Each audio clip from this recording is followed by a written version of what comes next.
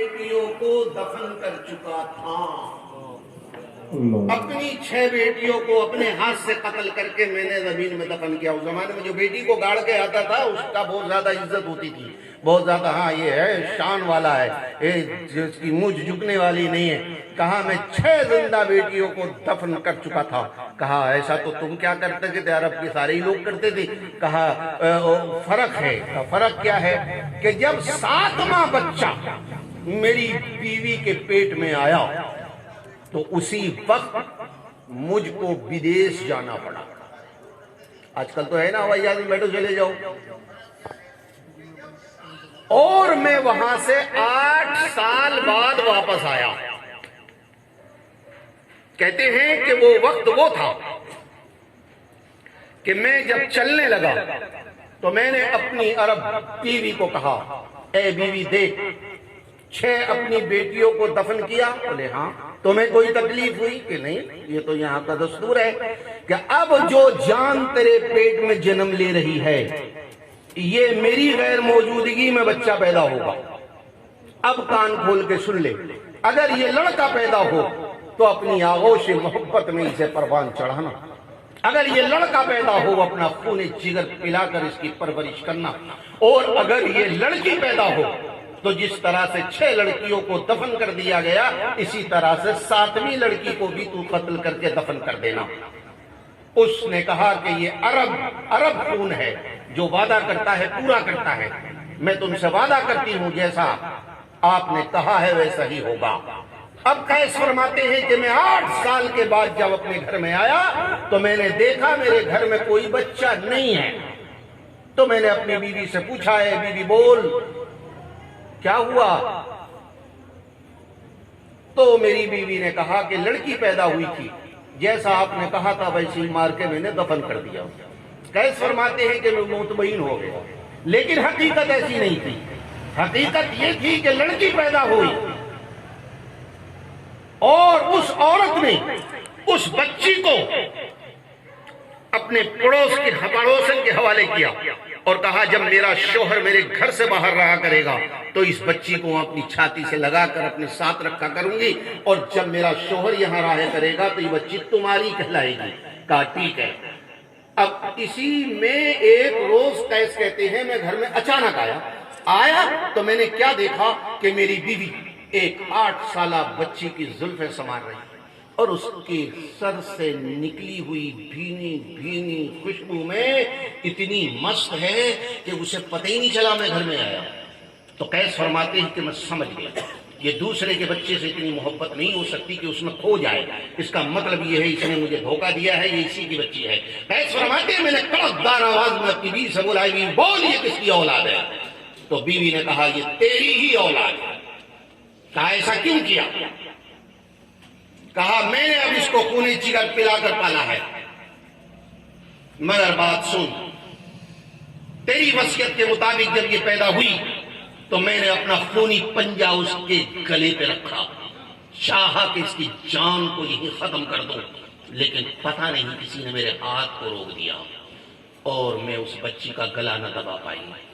پھر میں نے سوچا اسے دوسرے طریقے سے قتل کر دوں، لیکن مجھے اندر سے روک دیا گیا۔ کون سی طاقت تھی جو مجھے روکتی تھی؟ تو میں سمجھ گئی کہ اس بچی کو زندہ رہنا ہے، تو اسی وقت میں نے یقین کر لیا اب اسے زندہ رہنا ہے۔ تو اب تو کان کھول کے سن لے، اگر تجھے اسے مارنا ہے تو پہلے مجھے مارنا ہوگا، اب اگر اسے قتل کرنا ہے پہلے مجھے قتل کرنا ہے، اگر اس کی زندگی کے چراغ کو بجھانا ہے تو پہلے میری زندگی کے چراغ کو بجھانا ہوگا۔ تو قیس فرماتے ہیں اس کا یہ تیور دیکھ کر میں اس وقت خاموش ہو گیا، اور میں نے سوچا کہ پھر موقع سے فائدہ اٹھا کر کام کر لیا جائے گا۔ کہتے میں خاموش ہو گیا تو میری بیوی سمجھ گئی کہ میرے شوہر نے میری بیٹی کو قبول کر لیا، گھر میں پھر رہنے لگے۔ قیس فرماتے ہیں لیکن میں مانا نہیں۔ ایک روز میں نے موقع پایا، بچی ماں کے پہلو میں سوئی ہوئی تھی، میں نے بچی کو چپکے سے اس کے پہلو سے کھینچا رات میں۔ بچی نے جب مجھے دیکھا تو پہلے تو باپ کا چہرہ دیکھتی تھی، لیکن اب وہ قاتل کا چہرہ دیکھ رہی ہے، تو بچی چلانا چاہتی تھی۔ قیس فرماتے ہیں میں نے اپنا ہاتھ اس کے منہ پہ رکھ دیا۔ آپ اندازہ لگاؤ ظلم کتنے نقطۂ عروج پر تھا کہ مظلوم کو رونے نہیں دیا جا رہا ہے، اس کی زبان احتجاج کو بھی کھینچ لیا جا رہا ہے۔ کہتے ہیں میں نے اس کا منہ دبا کر میں اس کو گلی میں لے گیا اور اس کو اندھیرے میں کھینچتا چلا گیا یہاں تک کہ اس خیر خاموشہ میں پہنچا جہاں اس قوم کی لاکھوں بیٹیاں زندہ دفن کی جا چکی تھی۔ اس اندھیرے میں میں اس کے لیے قبر کھودنے لگا، میں نے کدال ماری، مٹی چھڑک کر میرے اوپر آ گئی۔ میری چھوٹی سی بچی میرا دامن جھاڑ کر کہہ رہی تھی، ابو آپ کیا کر رہے ہیں، آپ کا دامن گندا ہو رہا ہے۔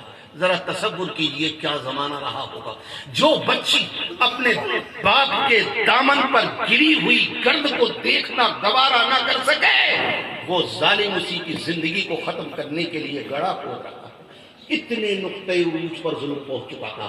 ایس فرماتے ہیں بچی کے نرم نازک جملے میرے اوپر کچھ اثر نہیں کر پائے، یہاں تک کہ قبر پوری ہو گئی۔ میں نے دھکا مارا، بچی اس کے اندر گر گئی، بچی کی چیخ بلند ہوئی، میں نے مٹی ڈالنا شروع کر دیا۔ بچی کی چیخیں نکلتی رہی، میں مٹی ڈالتا رہا، بچی چلاتی رہی، میں مٹی ڈالتا رہا، یہاں تک کہ قبر برابر ہو گئی اور اس کی آخری سانس بھی اسی مٹی میں گھٹ کے رہ گئی۔ ایس فرماتے لیکن جب میں وہاں سے چلنے لگا تو ایسا لگا میرا پاؤں کسی نے پکڑ لیا۔ میں نے پلٹ کر دیکھا تو وہاں کوئی بھی نہیں تھا۔ پھر میں پریشان ہوا، یہ پیر پکڑا کس نے؟ پھر آگے بڑھا تو ایسا لگا کسی نے پھر میرا پاؤں پکڑا۔ پھر میں نے پلٹ کے دیکھا وہاں کوئی بھی نہیں ہے۔ پھر میں آگے بڑھا تو اس کونے سے آواز آئی، بچی مجھے پکار رہی ہے۔ میں کہا بچی تو قبر میں چلی گئی، یہ کہاں سے مجھے پکار رہی ہے؟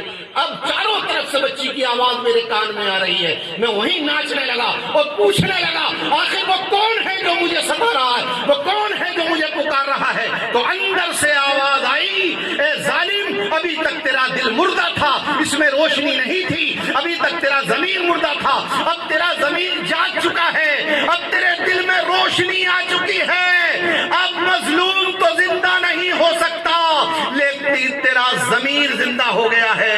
اگر مظلوم کو زندہ کر دیا جائے تجھے ایک بار قتل کر سکتا ہے، لیکن اگر کسی کا ضمیر جاگ جائے تو پل پل اسے سلیاں چڑھاتا ہے۔ کہا وہ دن ہے، آج کا دن ہے، میں سکون سے نہیں رہ سکا۔ تو انہوں نے کہا کہ یہ 7ویں بچی پر ایسا کیوں ہوا؟ 6 بچی دفن کی، 6 بچیوں پر انقلاب کیوں نہیں آیا؟ 6 بچیوں پر میرا آتما کیوں نہیں جاگی؟ 6 بچیوں میں میرا ضمیر کیوں نہیں جاگا؟ تب بتانے والے نے بتایا کہ جب 7ویں بچی پیدا ہونے والی تھی تو دنیا میں رسول اللہ نور بن کر آنے والے تھے، اللہ کے پیارے رسول آنے والے تھے۔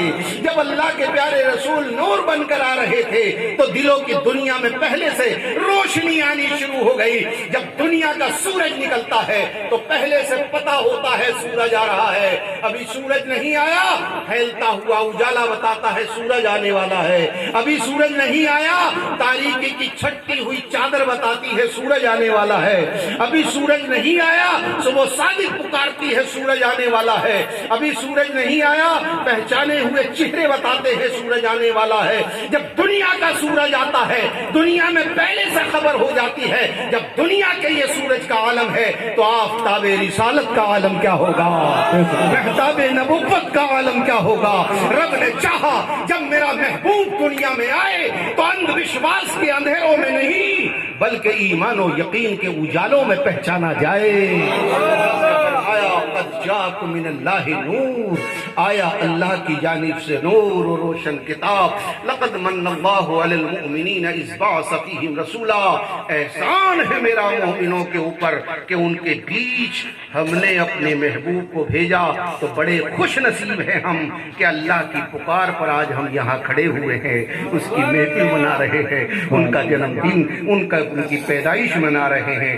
اللہ تعالیٰ اس کو قبول فرمائے اور ہمیں اور آپ کو اس پر عمل کرنے کی توفیق رفیق عطا فرمائے، آمین۔ وآخر دعوانا الحمدللہ رب العالمین۔ السلام علیکم۔